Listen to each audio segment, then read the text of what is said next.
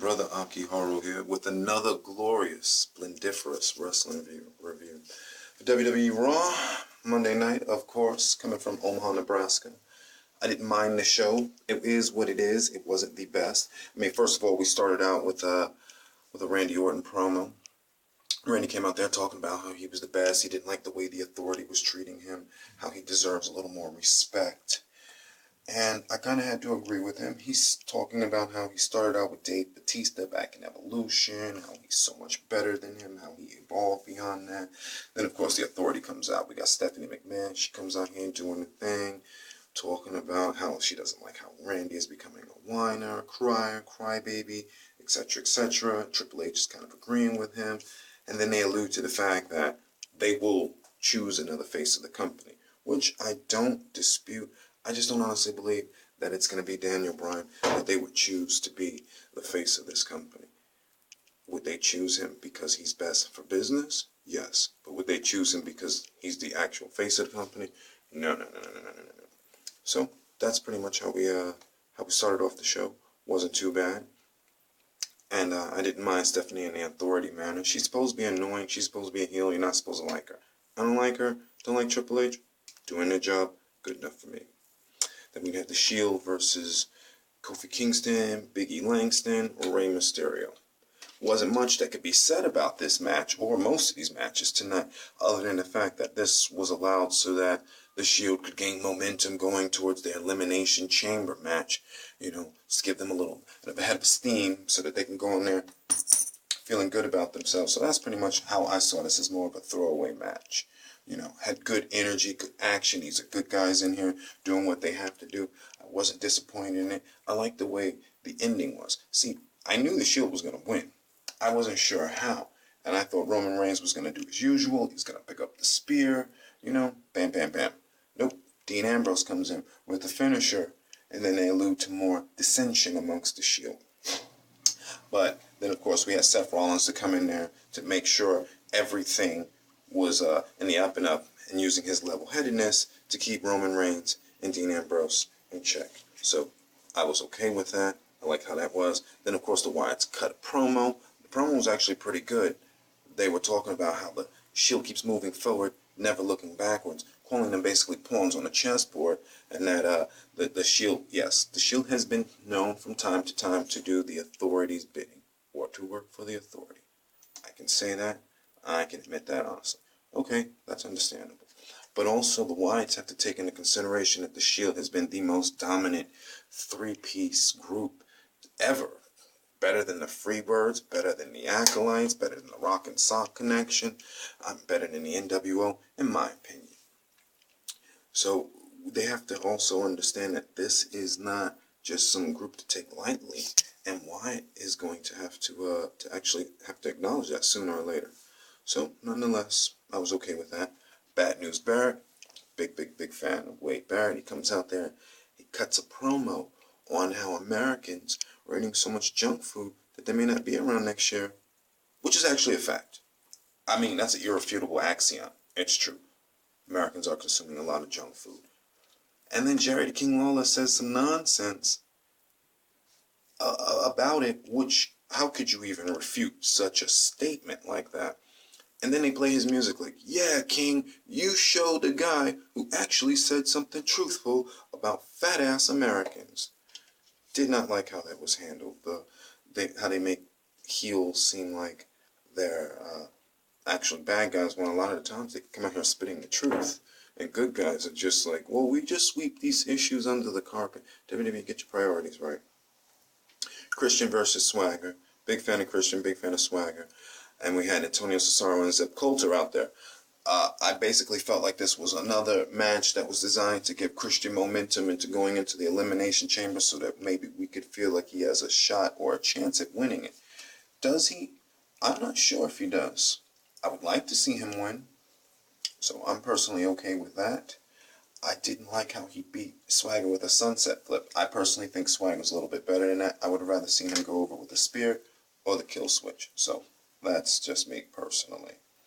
The Outlaws versus the Rhodes Brothers in a cage match. Can't stand the New Age Outlaws. I keep saying it. We'll say it week in and week out. But I know they're best for business. They get a great pop, all that good stuff. I totally understand it, so I'll allow them to be in there. Match wasn't bad. Too excited about that spot where Cody Rhodes did the moonsault backflip onto a Road Dogg. But I got to give Road Dogg this. Cody didn't look to see where that spot was coming from. And Road Dogg, using his veteran instincts, knew how to cover him. So had that had been a lesser person, I feel that nobody would have been there. Cody could have severely hurt himself. It only looked like he hurt his arm, but I think he could have hurt himself even more. So I will give props to Road Dogg for knowing how to handle that situation. Excuse me. Then, of course, we had Zack Ryder versus Titus O'Neil. Big fan of Zack Ryder, big fan of Titus O'Neil. I was just so happy to actually see Zack Ryder on a Monday Night Raw. I mean, when was the last time we saw Zack Ryder, you know? But then I got a little scared. I was like, oh my goodness, Zack Ryder's out here. Who is going to come out here and kill him?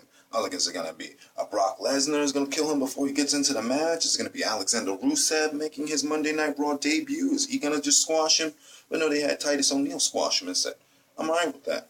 Titus O'Neil's another guy I got tired of seeing shucking and jiving and just dancing away. This is a smart, educated brother who can do so much more with himself. And I'm glad to see that the WWE will finally entrust him with the ability to do more than dance around. We have enough black people in the WWE doing nothing but dancing around. Somebody has to do something different. I hope you're hearing this, WWE. You can't typecast every black person in there and have them all dancing, including a guy. We'll get into that one later on. So I'm not even gonna mention that name yet, but we'll get into that one later on. So it was a throwaway match. Zack Ryder, he got beat up badly. He got squashed badly. Made it look like he had some offense for about maybe 30 seconds. He got his nice little broski boot out there. It's nice to see that the crowd is still with him. Woo, woo, woo, kid. Happy about that. But Titus O'Neil, of course, will beat him with the Clash of the Titus. Fine with that. Fandango versus Santino. Here I thought I was going to actually have a match. Santino comes around doing his silliness, and then we have a dance-off. Didn't have a problem with that. Here's my question. Why is it that in a dance-off where you're supposed to win based upon actually dancing, has there never been anybody to win the dance-off who could actually dance? I'm looking at Summer Rae moving around with such grace and joie de vivre. By golly, amazing. We don't have to get into how good Summer Rae is. Then Emma, and I'm not a fan of Emma, you know, her dancing at least. But I am a fan of her. I'm a fan of the Australian, you know. She can do her thing in the ring. She's a good wrestler. But how is it that her dancing sucked, but yes, she somehow won? We won't even get into that. Moving on, another throwaway segment. Come on, Monday Night Raw. You're slacking here so far. Then we had the Wyatts versus Dolph Ziggler versus Xavier Woods versus R-Truth. Yay. Great. I'm happy for the Wyatts. I'm a big fan of Bray Wyatt, Luke Harper, and Eric Rowan. They're pretty cool. I want to see where they're going with this feud with the Shield. This match basically right here was to give them momentum heading into the Elimination Chamber. That's pretty much all you can say about this. They went over on them. They, of course, the Wyatts won. Didn't surprise me. But now that I'm here, I'll say it. I'm tired of seeing Xavier Woods and R-Truth dancing around.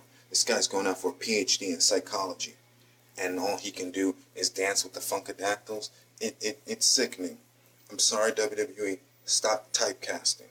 It's one thing when you have people, oh, they like to dance and this and that, but you're taking intelligent people and you're placing them into these roles like this is all we're good for. Ernie Ladd didn't do that back in the day, you know. So I'm like, just allow there to be a prominent black person, like say a Booker T maybe, without the spinneroonie, or maybe The Rock, where we can just allow ourselves to be ourselves without having to feel like I've got to go out there and do some more 50 style dancing for the crowd. That's all. That's me. That's my personal opinion on that. So, next we had Naomi versus Oksana. What more can you say about the Divas match except I like Naomi. I like Oksana. Oksana, we're going to have to get you a little more training because it looked like you could have hurt little Missy's orbital bone here when you came down with that knee drop. So please, that looked like a very, very dangerous, it could have been worse and you could have wound up hurting Naomi's eye or Ariana's eye. So please, get your divas a little more training. Please, help them out so that they're not out here doing like what Alicia Fox used to do back in the day when she used to do that flip kick, and she was really legitimately hurting the girls, you know what I'm saying? So you want to put the divas in the matches, that's fine.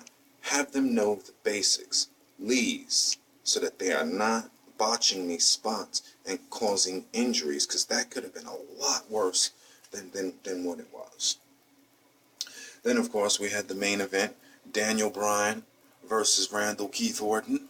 I thought this was a fantastic match. This was the only match throughout the night. I was like, okay, this was worth it. Not a throwaway match. I mean, good solid action, good solid pacing, nice reversals. Daniel Bryan working on Randy Orton's legs, Randy Orton working on his arm. I mean, this was a really good match. And it's nice to see when Randy Orton, they allow him to wrestle. Randy Orton is a badass wrestler. I'll give him that. He may not be the best on the promo, so sometimes you got to speed him up because he talks very, very slow, methodical. You know, he's the bad guy heel. But when Randy wrestles and they allow him to do moves and spots, his athleticism and agility is right up there. And he's awesome. And then we had Kane come out there and then with the distraction, yada, yada, yada. But Daniel Bryan picked up the win. I was excited about it. I was like, okay, look at D-Bry pinning the champion cleanly. Now, I had to wonder about this.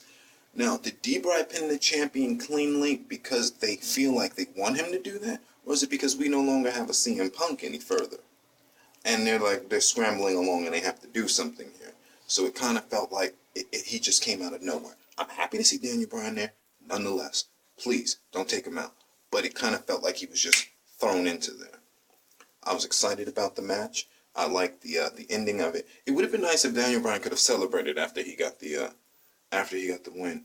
And I'm not exactly sure what Kane was doing down there, considering that Stephanie McMahon told him that he couldn't put his hands on any of the talent anymore because he's no longer a wrestler. You know, he's transitioning out of that. So I'm wondering how the authority or the corporation or whichever will handle Kane getting involved with a wrestler. And also, I have to say with this, it was kind of nice to not see John Cena. Even though John Cena may be out with an eye injury, I don't want to see any wrestlers hurt. I don't want to see any wrestlers legitimately outside of kayfabe hurt. So John Cena, I hope you get better. But it is nice and refreshing to see a Monday Night Raw without John Cena cutting cheesy promos just because they're like, all right, John Cena, come on out here and just do you. So that was pretty cool. All in all, I give Monday Night Raw a 5 out of 10. It could have been better. This Monday Night Raw came off as if they had plans, but then they had to change them mid-flight. So there were a lot of times I was looking at the action and the pacing of it, and it just seemed like this was kind of thrown together. So this wasn't one of the better Monday Night Raws. And the main event and the Wyatt and Shield promos is what helped it to me. Hearing the Shield remind the Wyatts that they are the most dominant three-piece group ever. That they beat up The Undertaker. That Wyatt is full of inconsistent babbling and he's out of his own mind. You know, that was cool. It's nice to see the Shield remind everybody that it is legitimately their yard. Not the Wyatt's yard. It's their yard. And until the Wyatts prove otherwise, they cannot just make it seem like they're just going to come in there and run wreck shop all over the Shield. So there were just some pieces that I didn't like about it, and there were some pieces that I did like about it. So I'm going to watch the Monday Night Raw for what it was. Like I said, we'll give it a 5 out of 10. It could be better. I want it to be better. So please, WWE, get your bearings together. You know what I'm saying? Let's get some consistency going along here. You know what I'm saying? I really, really appreciate that. But I'm looking forward to seeing SmackDown. And I'm definitely looking forward to seeing next week. And I will be back with more glorious wrestling reviews here. So please, my friends, look a brother up on Facebook. Follow me, Quark Reversal Pulchritude 888.